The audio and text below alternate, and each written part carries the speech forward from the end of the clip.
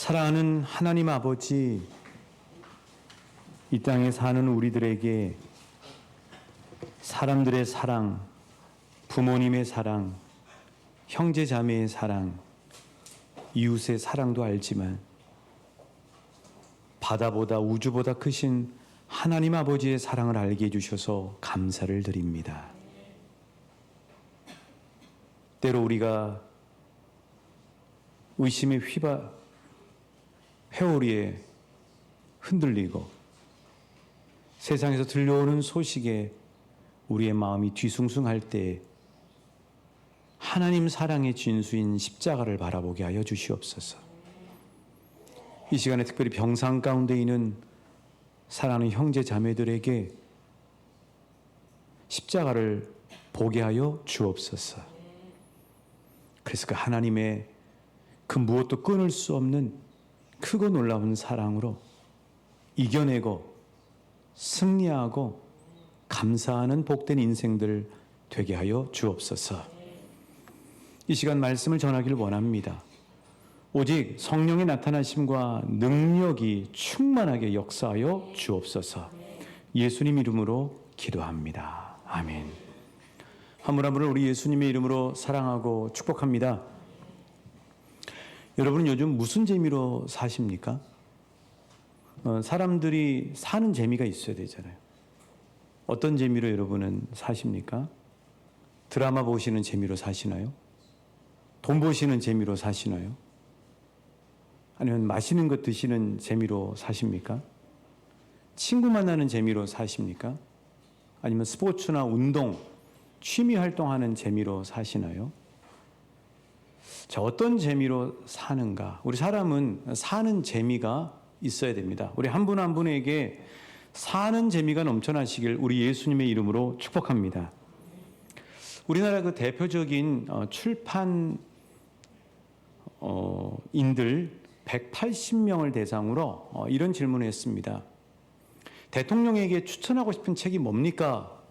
하고 설문조사를 했더니 가장 많이 추천된 책이 바로 이 책입니다.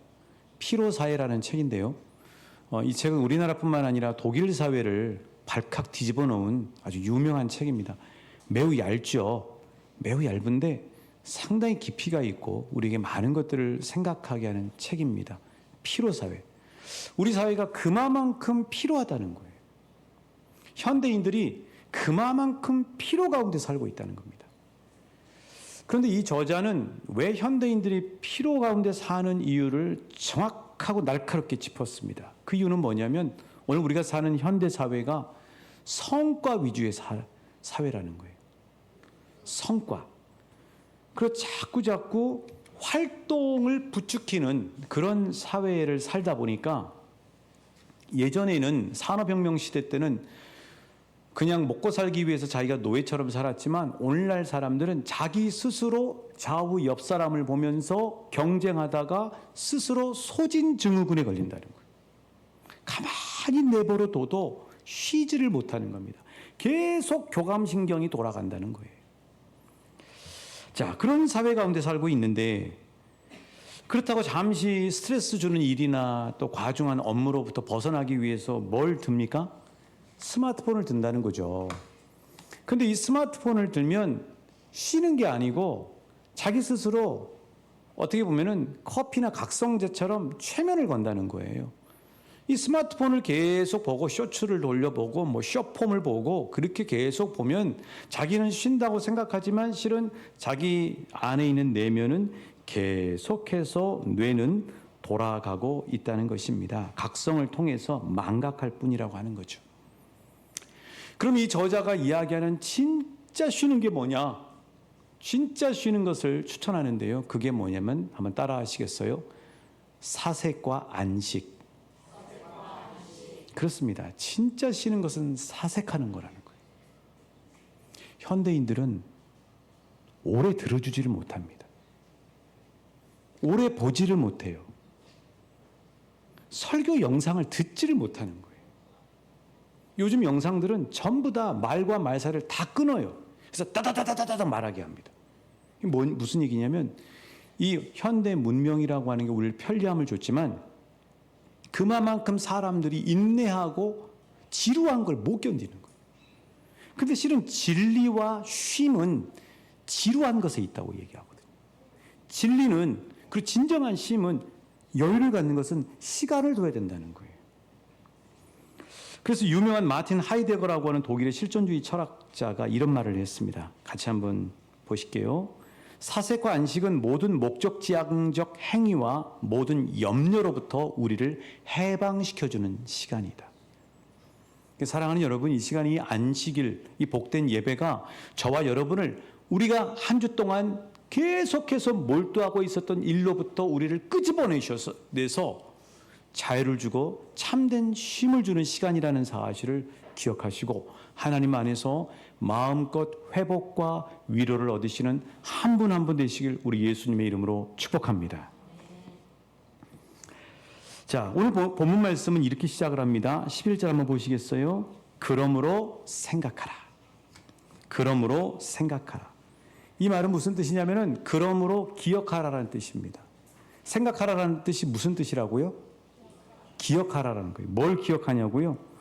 먼저는 과거에, 여기는 11절에 보시면 그때라고 말이 나와요. 12절에도 그때 이렇게 나오죠. 과거에는 아웃사이더였다는 거예요. 아웃사이더란 말을 요새 줄여서 우리 학생들이 아싸라고 얘기합니다. 아싸 이게 아니고 아웃사이더를 줄여서 아싸예요. 아싸. 과거에는 너희들이 아싸였다는 사실을 기억하라는 거예요. 자, 11절 12절 같이 읽어보실게요. 시작.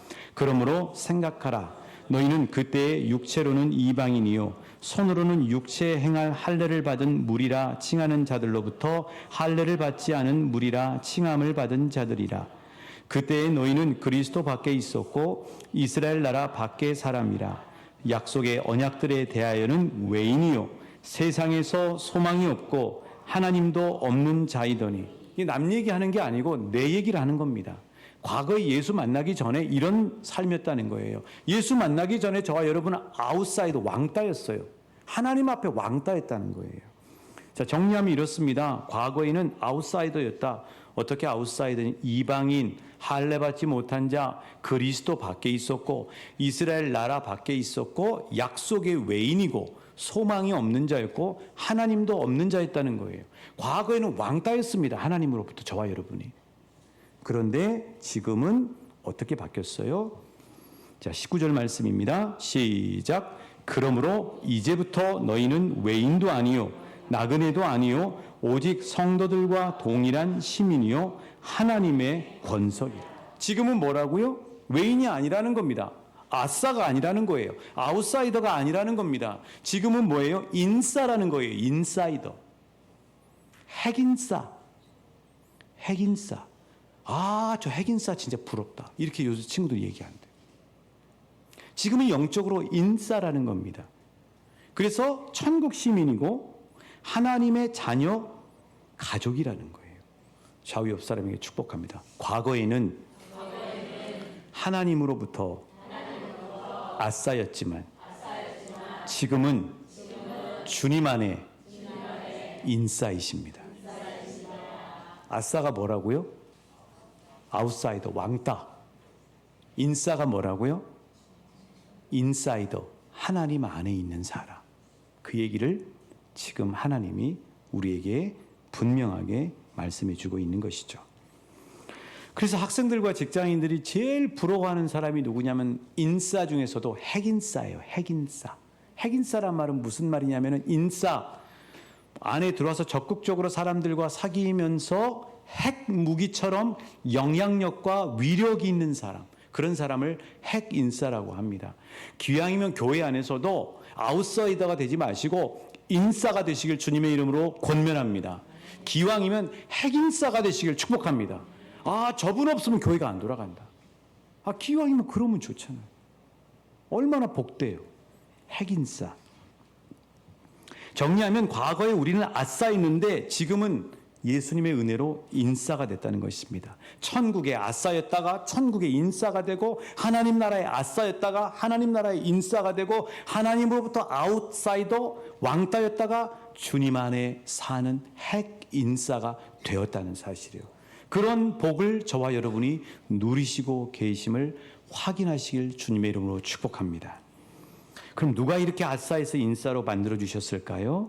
13절부터 18절까지 그렇게 길게 이야기하는 이유가 이런 어마어마한 은혜를 받았다는 거예요.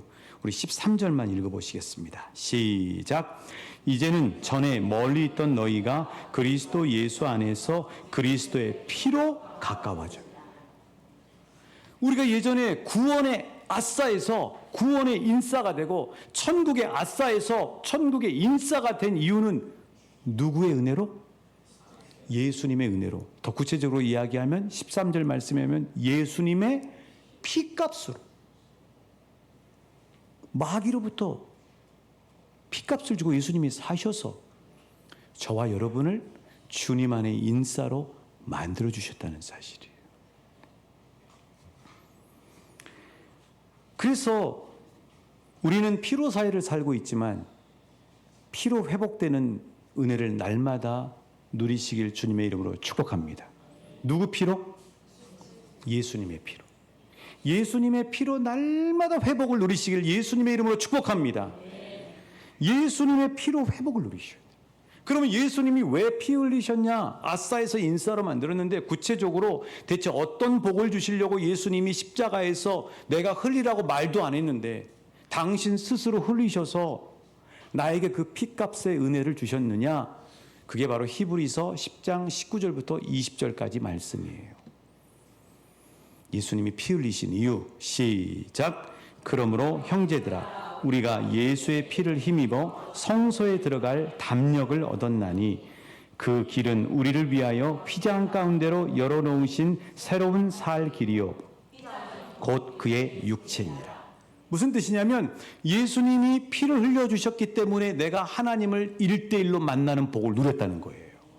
여러분 구약 성경을 보시면 하나님 만나면 다 죽습니다. 거룩하신 하나님을 어떻게 인간이 만나요? 그런데 예수님의 피복음을 받은 사람은 그 가슴에 문설주와 임방에 예수님의 피가 발라져 있기 때문에 하나님을 만나도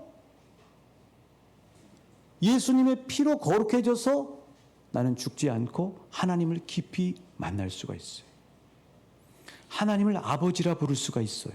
여러분 이게 엄청난 복입니다. 하나님이 아버지라고 하는 사실은 엄청난 복이에요. 이번 주 제가 새벽 기도 때 열왕기상 말씀을 가지고 함께 은혜를 나눴는데 그 말씀을 준비하면서 하나님이 그런 은혜를 주시더라고요. 자, 솔로몬이 성전을 지었습니다. 근데 그 성전에 딱 들어가려고 그러면 현관에 2개의 기둥이 세워져 있어요. 이렇게 세워져 있습니다. 보는 편에서 오른쪽에는 보아스라는 기둥이 세워져 있고 왼편에는 야긴이라는 기둥이 세워져 있어요. 하나님이 저 말씀을 묵상하는데 그러는 겁니다. 제가 사역하면서 왜 피곤하고 부담감을 가질까? 그거를 하나님이 정확하게 짚어주시는 거예요. 그게 뭐냐면 제가 보아스, 야긴은 하나님이 세우신다. 보아스는 하나님께 능력이 있다는 말이거든요. 제가 교회를 세우려고 하니까 피곤한 거예요. 제가 능력을 발휘하려고 하니까 지치는 겁니다. 그러니까 성전을 받들고 성전을 지탱하는 분은 저 야긴과 보아스의 뜻대로 하나님이 하신다는 거예요. 왕중교회는 하나님이 세우십니다. 왕중교회에 능력 베푸시는 분은 하나님이세요. 그러면 저와 여러분은 뭐 해야 되냐고요? 성전을 만든 이유가 뭐예요? 성전 저 안쪽에 방이 하나 있죠? 지성소라는 방이 있어요. 그곳이 뭐예요? 하나님의 보좌 앞에 나가는 거예요. 그러니까 제가 문 앞에서 자꾸 왕중교회를 혼자 능력도 안 되면서 짊어지려고 하니까 성도님들이 파리해가지고 능력도 없고 계속해서 하나님하고 멀어지는 모습을 막 가슴이 아픈 거예요. 그래서 목사가 힘들어요, 여러분. 그 사람은 그 사람이고 저는 저잖아요. 저는 저대로 하나님 앞에 천국 가는 거고 그분은 그분대로 천국 가야 되는 거잖아요. 근데 목사는 그런 거룩한 부담감을 가지고 있다고요. 여러분은 아무렇지도 않고 그냥 신앙생활 하는 것 같지만 목사의 눈에는 다 들어와요. 그래서 그것 때문에 가슴이 아프고 혼자 울고 기도하고 때로는 저희 연약함 때문에 하나님 앞에서 힘들어한다고. 그래서 목사가 힘든 거예요. 그거 하지 말라는 거예요, 저보고 하나님. 그건 하나님이 하시는 일이라는 거예요. 그럼 저는 뭐 하느냐? 하나님의 지성소 안에 깊이 들어가서 날마다 하나님 만나는 거예요. 그러면서 요한복음 15장 5절 말씀으로 저에게 너무나 큰 힘을 주시더라고요. 그 말씀이 이 말씀입니다. 한 주 내내 붙들고 살았어요. 나는 포도나무요, 너는 가지라. 저는 붙어있기만 하면 되는 거예요. 제가 약인과 보아스 일을 할 필요가 없어요. 그가 내 안에는 이미 들어가 있잖아요. 예수님 안에 내가 들어가 있잖아요. 그 다음이 제 관건이에요. 내가 그 안에 들어가는 건 내 몫이에요. 내가 늘 예수님 생각하고 있는가? 내 생각과 마음속에 늘 예수님이 자리하고 있는가? 아니면 근심, 염려, 걱정에게 내어놓는가? 이게 관건이더라고요. 그가 내 안에는 이미 예수님은 나를 품고 있기 때문에 걱정할 필요가 없어요. 내가 그 안에 있으면 사람이 열매를 많이 맺는데요. 너희가 나를 떠나서는 아무것도 할 수 없대요. 그거죠. 예수님이 피 흘리신 이유가 그거예요.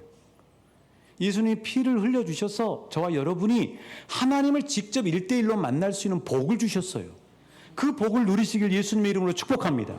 근데 평생 예수 믿는데 하나님하고 만나는 복을 누리지를 못해. 교회만 다녀. 직분은 있는데 하나님은 늘 함께 하시는데 하나님을 만나지를 못해. 그러니까 맨날 지치죠. 어떻게 하나님을 교회에서만 만나려고 해요? 여러분 방에서도 하나님 찾아보세요. 그곳에 하나님은 함께 하십니다. 하나님은 여러분 직장에서도 함께 하세요. 그분 만나면 안 지쳐요. 우리가 그걸 극복하자고 하는 게 선교적 교회잖아요. 교회만 자꾸 교회 안에서만 하나님 만나지 말고 예배 시간에만 하나님 생각하지 말고 내 직장과 가정과 학교와 삶의 자리에서 함께 하시는 하나님과 날마다 동행하자는 거잖아요. 그게 선교적 교회잖아요. 그게 복음의 본질이잖아요. 그걸 위해 예수님이 피를 흘려서 길을 열어주셨다는 사실이에요. 여러분 예수님의 피값이 비쌉니까? 그 피값을 저 여러분에게 이렇게 발라주셨습니까? 그러면 비싸게 예수님이 값을 치러주셨으니까 하나님 만나는 복을 누리시길 예수님의 이름으로 축복합니다. 그걸 누리셔야 돼요. 그걸 누리면 날마다 살아요.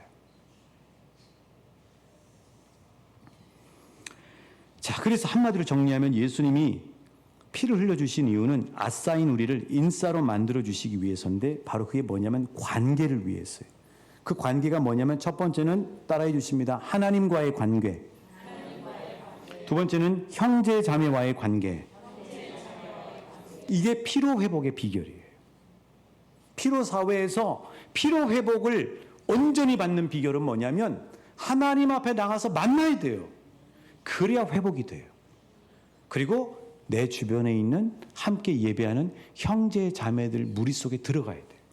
그래야 피로 회복이 돼요. 자, 한번 볼까요? 하나님과의 관계가 우리에게 어떤 은혜를 주는가? 자, 예수님이 피 흘리신 이유를 16절과 18절에서 말씀하십니다. 같이 읽어보실게요. 시작. 또 십자가로 이 둘을 한 몸으로 하나님과 화목하게 하려 하심이라. 이것을 십자가로 소멸하시고. 그러니까 예수님이 피 흘리신 이유가 뭐예요? 하나님과 화목하게 한다는 거예요. 왜 화목해요? 내가 죄 지었잖아요. 죄 지으면 하나님과 관계가 막히잖아요. 여러분 자녀가 잘못하면 부모와 관계가 막히잖아요.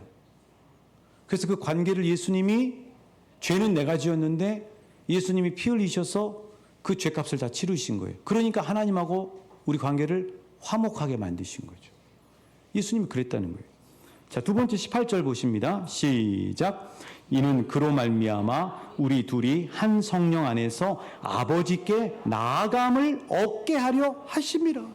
피 흘리신 이유가 뭐냐고요? 하나님 아버지께 계속 나아가는 복을 누리라는 거예요. 그 복을 받아 누리시기를 축복합니다. 하나님 아버지께 계속 나아가는 복을 우리에게 주시기 위해서 피를 흘리셨다는 거예요. 제 얘기를 해서 좀 송구스러운데 이제 큰애는 벌써 이제 병원 실습을 나가고 있고요.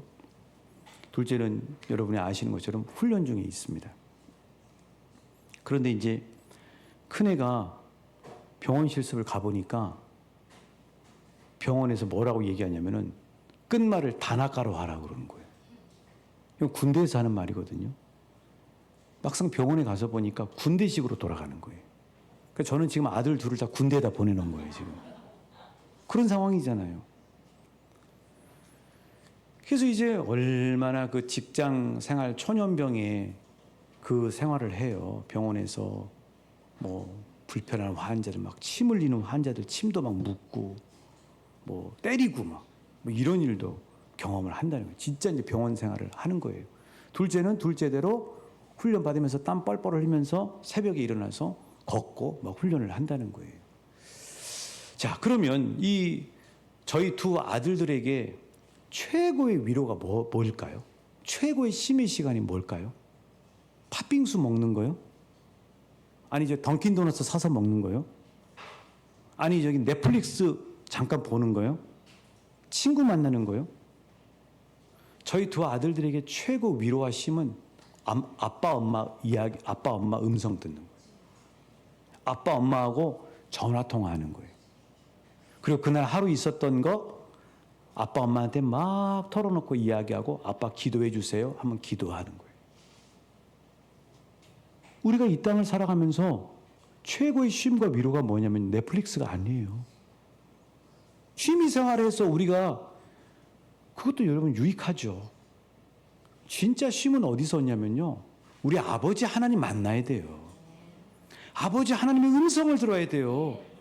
아버지 하나님의 만지심을 경험해야 돼요. 아버지 하나님 앞에 있는 이야기 보따리를 다 풀어놔야 돼요. 그게 참된 위로와 쉼을 얻는다는 거예요. 그래서 예수님이 피를 흘려서 그 길을 열어주셨다는 것입니다. 그래서 사랑하는 여러분, 극심한 스트레스와 피로감 가운데 있을 때는요, 다 접고 그냥 하나님 앞에 나가셔야 돼요. 그냥 하나님 찾아서 나가세요. 직장에서도 괜찮아요. 학교에서도 마찬가지예요. 그냥 하나님 부르세요. 하나님, 힘들어요. 하나님, 어떻게 하면 좋아요? 하나님, 저 인간 때문에 너무 힘들어요. 하나님, 아시죠? 그러면요, 좀 가까워지면 하나님이 말씀해 주시는 음성이 들려요. 자다가도 듣기도 하고, 답답할 때, 푸념할 때도 하나님 말씀하시고, 그리고 그냥 웃어요, 바보처럼. 그렇지, 하나님. 하고 웃어요. 이게 진짜 믿음 생활이에요. 교회만 다니는 게 아니고, 하나님과 날마다 함께하는 게 믿음 생활이라고요. 그래서 오늘 찬송가 361장 이 찬양이 참 은혜가 되잖아요. 기도하는 이 시간 주가 곁에 오사 인자하신 얼굴로 귀 기울이네. 우리 마음 비우고 주를 의지하면 그 신 은혜를 주네. 거기 기쁨이 있네. 함께 기도 시간에 복을 주시네. 고난 내 마음 속에 기쁨 충만하네. 할렐루야. 이 복을 날마다 받아 누리시길 축복합니다. 피로사회 속에 쩌들어 살지 마시고 이미 예수님이 우리에게 열어놓으신 살 길인 주님의 피를 의지해서 하나님 앞에 나가시는 복을 누리시길 주님의 이름으로 축복합니다. 그래서 이 그림 하나씩 선물해 드릴게요. 이거는요, 비행기 타고 벨기에 안트베르펜 왕립미술관에 가면 볼 수 있는 조각상입니다. 나무로 돼 있어요. 141cm짜리예요. 콘스탄스 하인리히라는 사람이 만든 작품이에요. 저기 예수님이 누군지 아시겠죠? 그리고 옆에 이렇게 기대 있는 사람이 바로 요한복음에 보면 예수님이 사랑하시는 제자 요한을 얘기해요. 여러분 요한의 얼굴을 봐보세요. 어때요? 세상 걱정 다 잊어버리고 꽉 자고 있죠. 하나님 앞에 가셔서 그렇게 세상 걱정 다 내버리시고 편하게 쉬시는 복을 받아 누리시길 축복합니다. 저 요한의 손 좀 봐보세요. 누구 손에다 올려놓고 있어요? 올 1월 달에 중직자 세미나 갔는데도 그 정말 기도원 벽에 있는 손에다가 딱 올리시는 우리 권사님들 많이 봤는데 예수님 손에다 내 손 올리는 거예요. 이거 뭐냐면 내 모든 일 예수님께 맡기겠다는 거예요. 여러분 예수님께 맡기면 걱정할 필요 없습니다. 그분이 가장 잘 알아서 해주세요. 그런 거죠. 그리고 저 예수님과 요한 사이가 빈틈이 있어요, 없어요? 쫙 달라붙은 거예요. 쫙 달라붙어요. 주님 앞에 날마다 바짝 달라붙으시는 저와 여러분 되시길 주님의 이름으로 축복합니다. 그래서 예수님이 요한복음 11장 28절에서 이렇게 말씀하셨잖아요. 혼자 피로해하지 마. 혼자 무거운 짐 짊어지지 마. 이렇게 말씀하시잖아요. 수고하고 무거운 짐진 자들아 다 내게로 오라. 내게로 오라. 그리하면 너희가 쉼을 얻으리라. 이 예배가 예배로 끝나지 않고 저와 여러분이 하나님 아버지 앞에 더 많이 나가는 귀한 계기가 되시길 주님의 이름으로 축복합니다. 두 번째로 예수님이 피를 흘려주셔서 우리를 회복시켜 주신 방법은요, 형제 자매와의 관계를 통해서라는 거예요. 자, 오늘 말씀 14절 그리고 17절 같이 읽어보실게요. 시작. 그는 우리의 화평이신지라 둘로 하나를 만드사 원수된 것 곧 중간에 막힌 담을 자기 육체로 허시고 17절 또 오셔서 먼 데 있는 너희에게 평안을 전하시고 가까운 데 있는 자들에게 평안을 전하셨으니.